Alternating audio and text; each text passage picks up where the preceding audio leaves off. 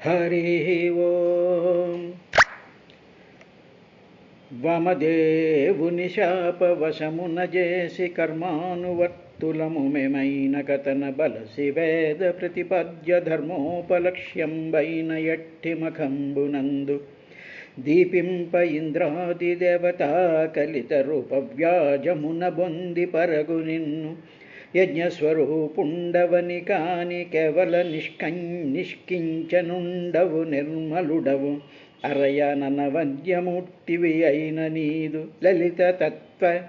లలిత తత్వస్వరూపంబు తెలియజాలమయ్య మాధవ గోవింద హరిముకుంద చిన్మయాకార నిత్యలక్ష్మీ విహార శోకదావాగ్నిశిఖాకులితంబు పృథుక్లేశఘన దుర్గమంబు దండధర క్రూర కుండలి శ్లిష్టంబు పాపకర్మ వ్యాఘ్ర పరివృతంబు గురు సుఖ దుఃఖ కకోలపూరిత గర్తమగుచుననాశ్రయమైన ఎట్టి సంసార మార్గ సంచారులై మృగతృష్ణికలబోలు విషయ సంఘమున హమ్మమేతి హేతుక దేహనికేతనములునై మహాభార బహులైన ఎట్టి మూఢ జనములే నాట మీ పదాబ్జములు గనజాలు వారలో భక్త ప్రసన్న దేవ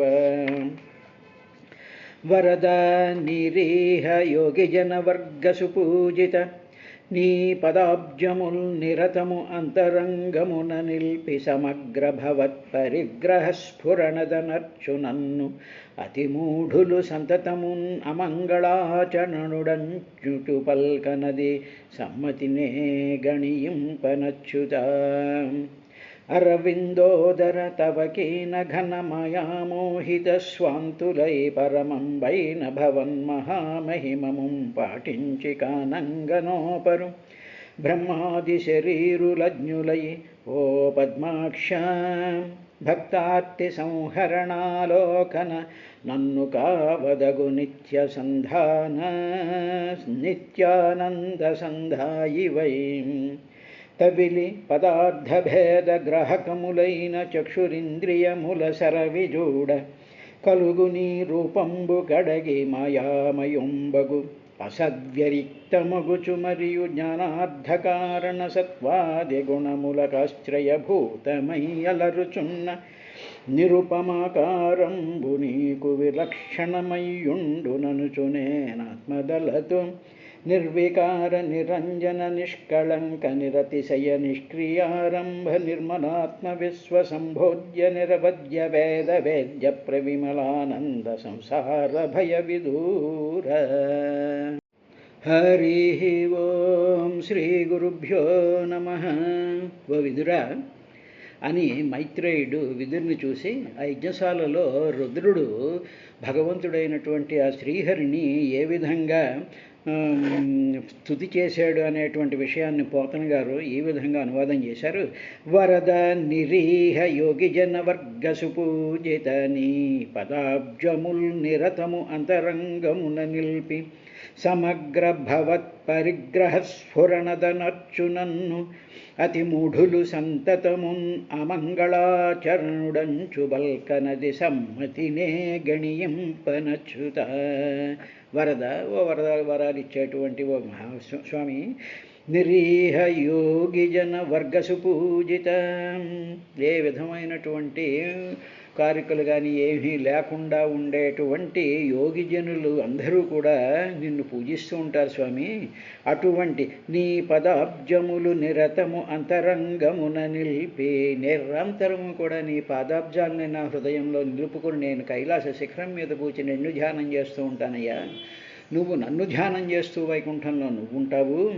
నీ పదాబ్జములు నిరతము అంతరంగమున నిలిపే నేను అలాగ నిలుపుకునే నిన్ను చూస్తూ ఉంటాను. అప్పుడు సమగ్ర భవత్ పరిగ్రహ స్ఫురణదనర్చు నన్ను సమగ్రంగా ఇంకా పరిపూర్ణంగా నా అణువులోనూ కూడా నీ యొక్క స్వరూపము, నీ ఆత్మచైతన్య ప్రకాశము, నీ యొక్క ఆ స్వయం జ్యోతి సత్యం జ్ఞానం నిత్యం బుద్ధం ముక్తం శుద్ధమైనటువంటి ఆ తేజాన్ని చాలా సమగ్రంగా భవత్ పరిగ్రహ స్ఫురణ నిన్ను నేను పరిగ్రహించి నిన్ను గట్టిగా గ్రహించేసేసి స్ఫురణ నిరంతరము కూడా స్ఫురిస్తూ ఉండేటువంటి తనర్చు నన్ను, అటువంటి నన్ను అతి మూఢులు సంతతము, అటువంటిది నిరంతరము కూడా మూఢులైనటువంటి వాళ్ళు అమంగళాచరణుడంచు వల్క, అమంగళుడు ఈయన శుభ్రం లేదు, శుచి లేదు, శ్మశానాల్లో తిరుగుతాడు కానీ అటువంటి రకరకాలైనటువంటి మాటలతో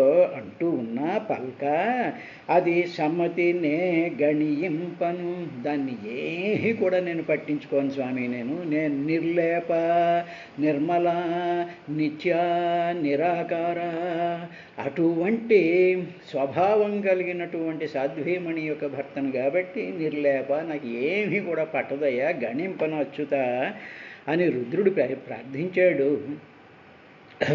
ఓ విదురా అని చెప్పిన తర్వాత భృగురువాచ, ఓ విదురా, భృగు గారు ఏమన్నాడో తెలుసా? యన్మాయయా గహనయాపహృతాత్మబోధా బ్రహ్మాదయస్తనుభృతస్తమసి స్వపంతః ఆత్మన్ శ్రితం తవ విదంత్యధునాపి తత్వం సోయం ప్రసీదతు భవాన్ ప్రణతార్తి బంధు. ఓ స్వామి, ఓ మహావిష్ణు, గహనయ చాలా దుస్తరమైనటువంటిది, చాలా గంభీరమైనటువంటిది.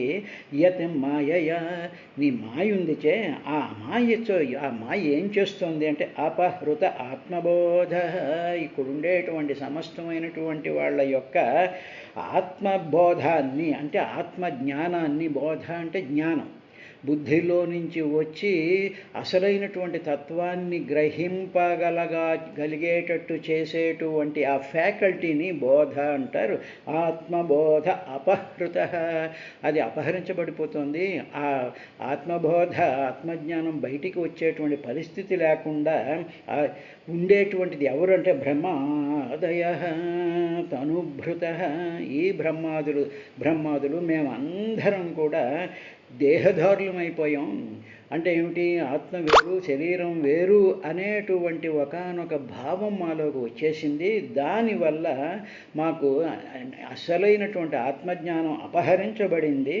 తరువాత అదొకటే కాదు, తమసి స్వపంతః, తమసి ఈ చీకటి అంటే అజ్ఞానం అనేటువంటి దాంట్లో స్వపంతః నిద్రించిపోతూ ఉన్నాం. నిద్రలో చూసారా, మనం పడుకున్నప్పుడు ఇంక మనకి ఏమీ తెలియదు, ఇంద్రియాలు పనిచేవి, ఏమీ చేయవు, అలా పడుకుంటాం. అదేవిధంగా శరీరాన్ని ఎప్పుడైతే ధరించామో, బ్రహ్మగారి దగ్గర నుంచి సాధారణమైనటువంటి జీవుల వరకు కూడా శరీర ధారణ ఎప్పుడైతే జరిగిపోయిందో అప్పుడు శరీరము, మనసు, ఇంద్రియాలు ఇవి చేసేటువంటి ఈ గోల ఇదంతా కూడా నువ్వు ప్రపంచం కింద నువ్వు కనిపిస్తున్నా సరే కనిపించకుండా అజ్ఞానం చేత పదార్థాల కిందే కనిపించేటువంటి విధంగా మేమంతా నిద్రపోతున్నాము. యానిసా జాగ్రత్త సంయమీ ఉంది కదా. అదేవిధంగా అజ్ఞానులు పగలు మేల్కొని ఉన్న వాళ్ళు నిద్రపోయినట్టే అనేటువంటిది ఉందిగా. ఆ విధంగా ఆయన అంటూ ఆత్మన్, అటువంటి జ్ఞానస్వరూపుడైనటువంటి నీవు ఆత్మన్, నువ్వు ఎప్పుడు కూడా మా హృదయాలందు శ్రితం ఉన్నావయ్యా. నువ్వు ప్రతి హృదయంలో కూడా నువ్వు హృద్దేశే తిష్టతి అర్జున అన్నాగా. సర్వభూత హృదయాంతరస్థిత స్వరూపుడివిగా నువ్వు ఆత్మచైతన్య స్వరూపంగా సర్వవ్యాపకమైపోయినటువంటి వాడు సకల ప్రాణుల హృదయంలోనూ ఆత్మన్ హృదయశ్రితం తవ. అటువంటి నిన్ను, నీ తత్వాన్ని అధునా అపి, ఇప్పటికీ కూడా, ఇప్పుడు నీ స్వరూపాన్ని ఇలా చూస్తూ ఉన్నా కూడా నవిదంతి, తెలియలేకున్నామయ్యా మేమందరూ, ఎవరు తెలియలేకున్నా ఉన్నారు. అట్టి అయం సహ, అట్టి నీలాంటి ప్రణత ఆత్మబంధు, నమస్కరించేటువంటి వాళ్ళకి ఆత్మబంధువు నువ్వు. నిన్ను తలుచుకుని మీకొక్కసారి కానీ ప్రతి హృదయంలో ఉండేటువంటి నిన్ను ప్రణత ఆత్మబంధు, నువ్వు ఆత్మలోనే, మా మనసులోనే, మా హృదయంలోనే, మా అణువులోనే కూడా బంధింపబడినటువంటి వాడివి నువ్వు ఉన్నావు, ఆత్మబంధుడివి నువ్వు. అటువంటి భవాన్ ప్రసీదతు, అటువంటి వాడు నాకు ప్రసన్నుడుగా తండ్రి అని చెప్పి భృగు మహర్షి ఓ విదురా ఆయన్ని వేడుకున్నాడయ్యా. అనేటువంటి విషయంలో ఏమిటి భృగు మహర్షి చెప్పదలుచుకున్నటువంటిది ఏమిటి అంటే, ఎప్పుడైతే జీవులు శరీరాలు ధరిస్తారో ధరించినప్పుడు తమ యొక్క అసలైనటువంటి స్వరూపం ఏమిటో కూడా తెలుసుకోలేరు. ఎప్పుడు కూడా తెలుసుకోలేరు అంటే, తత్వం అపి విదంతి. ఇప్పుడు ఎదురుగా కనిపిస్తున్నా కూడా ఇంకా మేము శరీరధారణం, నిన్ను స్తుతి చేస్తున్నాం, మా చేతులతో నమస్కారం పెడుతున్నాం అనేటువంటి దాంట్లోనే ఉంటున్నాం. కానీ నువ్వే నేను, నీ యొక్క వెలుగే నేను, వెలుగులో కలిసిపోయినట్టు, వెలుగులో కలిసిపోయినటువంటి ఆ అద్వైతం, ఏకం భైరహితమైనటువంటి స్థితి మాకు ఇంకా కలగటం లేదు స్వామి. కాబట్టి నీవు ప్రసన్నుడవు కమ్ము, ఆ ప్రసన్నత మాకు ఇయ్యి అని చెప్పి ఆయన భృగు మహర్షి కాబట్టి, ఆ ఆత్మతత్వ స్వరూపం తెలిసినవాడు కాబట్టి ఆ విధంగా ప్రార్థించాడు. ఈ శ్లోకానికే పోతన గారు అరవిందోదర తవకీన ఘనమయా మోహిత స్వాంతులై, నీ యొక్క ఘనం చాలా గట్టిదైనటువంటి మాయా మోహిత స్వాంతులై, నీ యొక్క మాయ యొక్క మోహం చేత, అంటే నువ్వు ఈ సృష్టి అంతటిని ఇలా సృష్టించేసేసి రకరకాలైనటువంటి పదార్థాల కింద ఈ జగత్తు కింద నువ్వు కనిపించేస్తూ ఉండేటప్పటికీ నీ మాయ వల్ల ఏమైపోతుంది అంటే, ఇవన్నీ ఈ చెట్లు, ఈ పుట్టలు, నక్షత్రాలు, గ్రహాలు, జీవులు, ఈ యజ్ఞశాలలు, యజ్ఞులు, దేవతలు, వీళ్ళందరూ కూడా నిజంగా ఉన్నారేమో అనేటువంటి ఒక భావం ఘనమయామోహిత స్వాంతులై, వీటిల మీద ఇవే నిజం అనుకుంటూ పరమంబైన భవన్ మహామహిమం పాటించి కానంగనోపరు. అసలైనటువంటి నీ పరమమైనటువంటి నీ మహిమను గ్రహించలేకపోతున్నాం. ఈ వస్తుజాలాల కిందే మాకు కనిపిస్తూ ఉన్నాయ్యా. గోపరు బ్రహ్మాది శరీరులు అజ్ఞులయే, బ్రహ్మాది దేవతల దగ్గర నుంచి కూడా అజ్ఞులై అది కనిపెట్టలేనటువంటి స్థితిలోకి వెళ్ళిపోయారు. పద్మాక్ష భక్తార్తి సంహరణాలోకన, భక్తుల యొక్క, మాలాంటి భక్తుల యొక్క ఆర్తిని నీవు రక్షణ దృష్టితో, అనుకంప దృష్టితో చూసి నన్ను గావగదగు నిత్యానంద సంధాయివై, నిరంతరము కూడా పరమానంద స్వరూపుడైనటువంటి, నిత్య ఆనంద స్వరూపుడైనటువంటి నీవు నన్ను కావగద, నన్ను రక్షించు స్వామి అని చెప్పి భృగు మహర్షి ప్రార్థించాడయ్యా. అదైన తర్వాత బ్రహ్మగారు నైతత్స్వరూపం భవతో అసౌ పదార్థభేదగ్రహై పురుషో యావదీక్షేతి జ్ఞానస్య చర్ధస్య గుణస్య చాశ్రయో మాయామయాద్వ్యతిరిక్తో యతస్త్వం అని బ్రహ్మగారు ఆయన సృష్టి చేస్తున్నాడుగా. ఆ సృష్టిలో అనేక కోట్లాది రకాలైనటువంటి వస్తుజాలాలను ఆయన సృష్టిస్తూ ఉన్నాడుగా. కాబట్టి ఆయన యొక్క సృష్టిలో వచ్చేటువంటి విషయాలని ఆయన ప్రజెంట్ చేస్తున్నాడు స్వామివారికి. అసౌ ఈ పురుష, ఈ మానవుడు ఉన్నాడే అంటే ఏమిటి, దేహం ధరించినటువంటి మానవుడు వీడు ఏం చేస్తాడు, వీడికి ఉండేటువంటి పెద్ద డిఫెక్ట్ ఏమిటో తెలిసిన స్వామి, పదార్థ భేదగ్రహై, పదార్థాలు అంటే కనిపిస్తూ ఉండేటువంటి ప్రతి పదార్థంలోనూ కూడా ఉండేటువంటి భేదాలను తేడాలని గ్రహిస్తూ ఉంటాడు.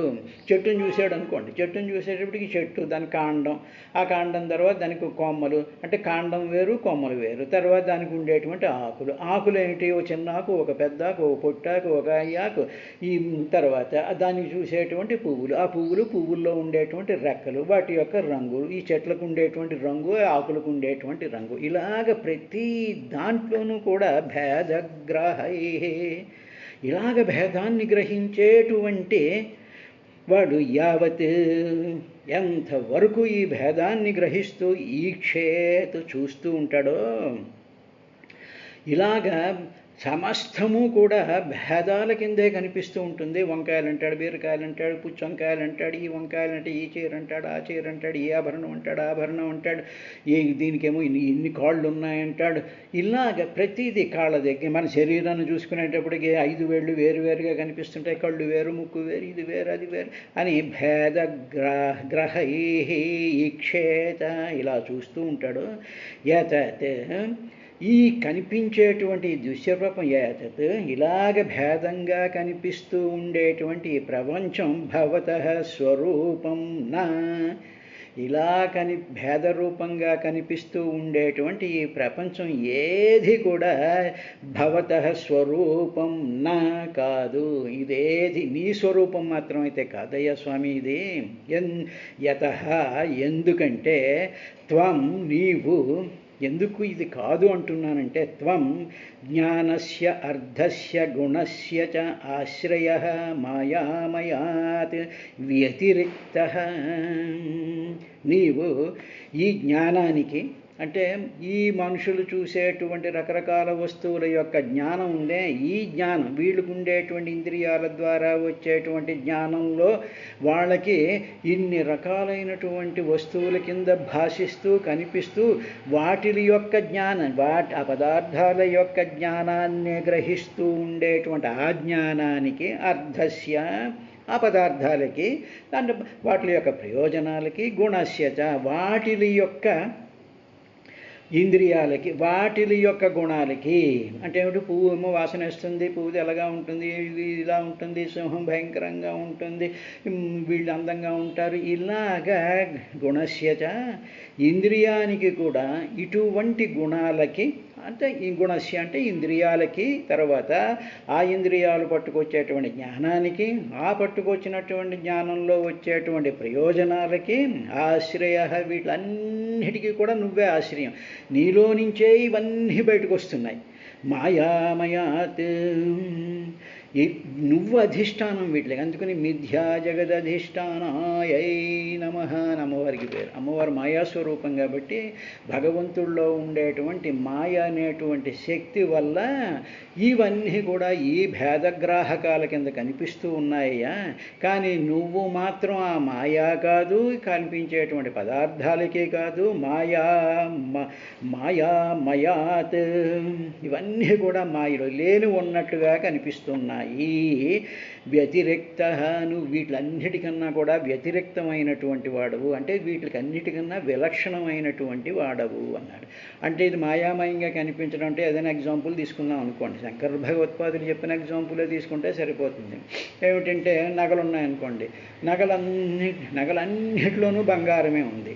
ఇప్పుడు ఏమైపోతుంది, భేదగ్రాహకై కదా మన ఇంద్రియాల వల్ల, అందువల్ల ఏమో ఈ నెక్లెస్ ఇలా ఉంది, ఇది ఇలా ఉంది, అలా ఉంది అని చెప్పి ఆ డైమెన్షన్స్, దాంట్లో ఉండేటువంటి కొలతలు, దాంట్లో ఉండేటువంటి వాల్యూస్ ఇవన్నిటి కింద నువ్వు కనిపిస్తున్నావు. అంటే ఏమిటి, బంగారమే పరమాత్మ అనుకున్నట్టయితే ఆ బంగారంలో ఉండేటువంటి మాయాశక్తి తాను అన్ని రూపాలుగా కనిపిస్తూ తన యొక్క అసలు స్వరూపాన్ని దాచేసుకున్నట్టుగా అసలు నువ్వు బంగారమే, నువ్వు విలక్షణమైనటువంటి నువ్వు ఆ నగ యొక్క రూపానివి కాదు, ఆ నగలో ఉండేటువంటి డైమెన్షన్స్వి కాదు, నువ్వు అవేమీ కాకుండా పూర్తిగా బంగారం అయినటువంటి వాడివే.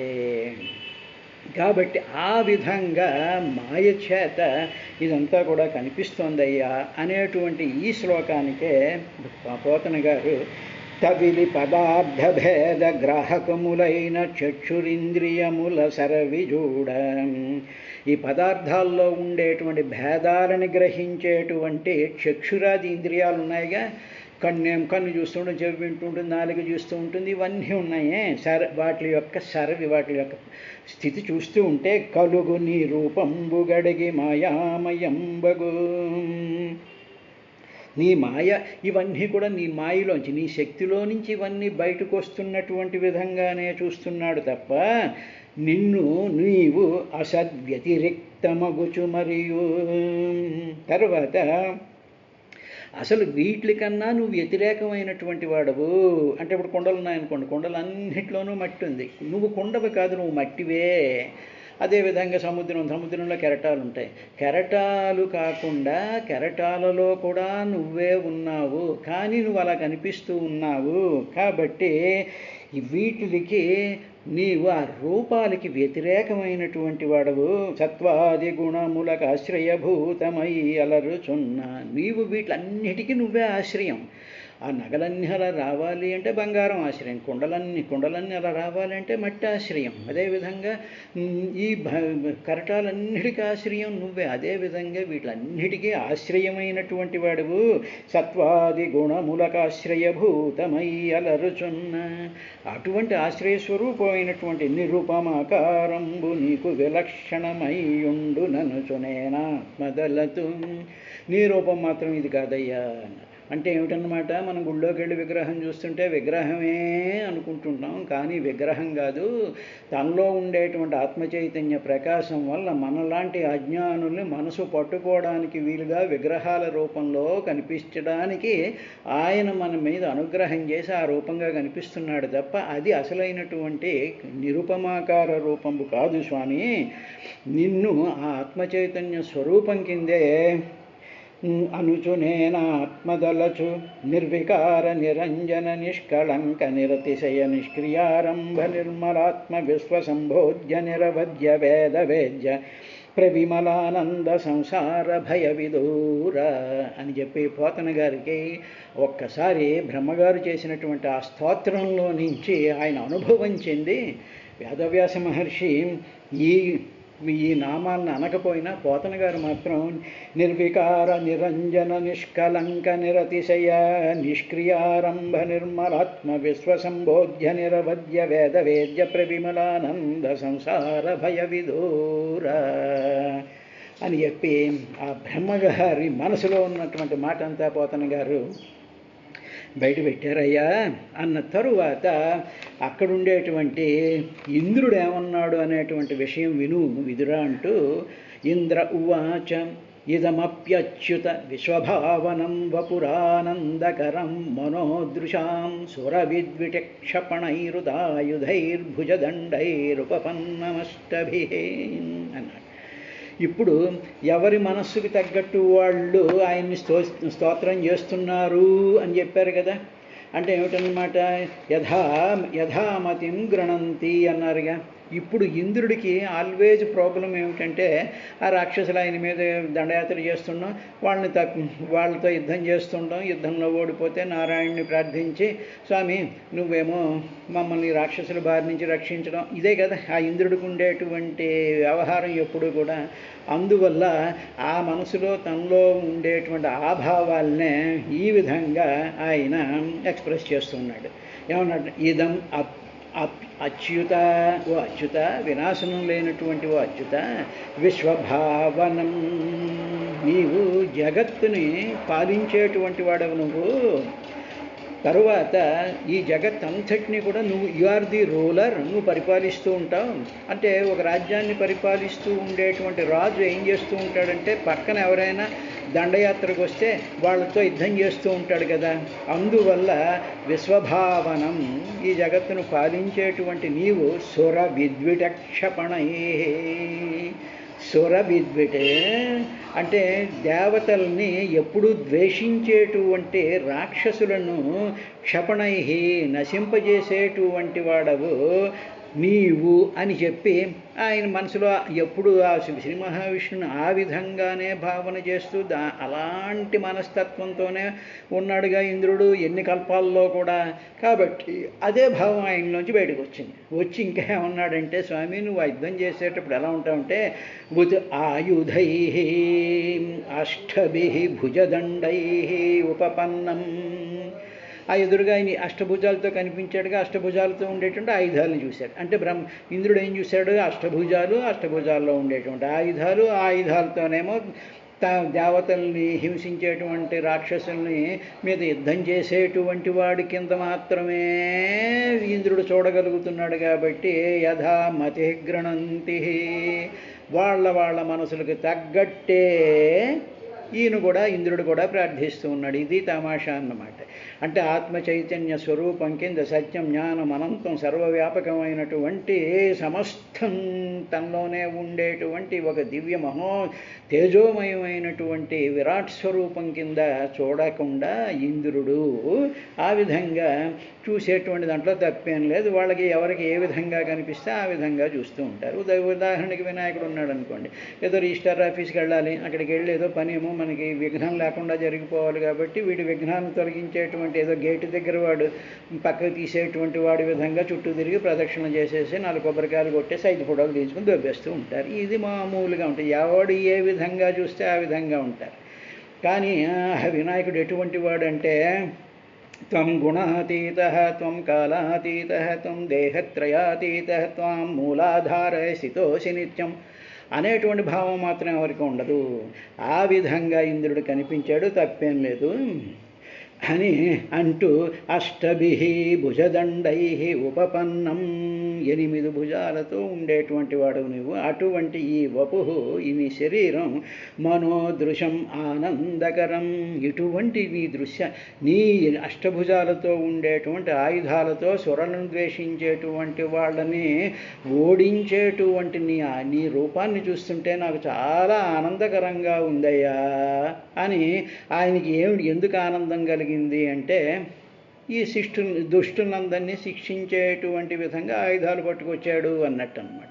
అభయహస్తం అంటే అమ్మవారు ఇలా చెయ్యి చూపిస్తుంటే అందులో డబ్బులు పడిపోతున్నట్టుగానే చూసా డబ్బులను ఏరుకుపోదాం అనుకునేటువంటి వాళ్ళు ఏ విధంగా అయితే లక్ష్మీదేవికి ఇచ్చేస్తారో ఇంద్రుడు కూడా ఆ విధంగా చేసినట్టు. కానీ మనం అలా భావించకూడదు. బట్ యథామతి గృణంతి అన్నారు. రేపటి కార్యక్రమంలో మిగతా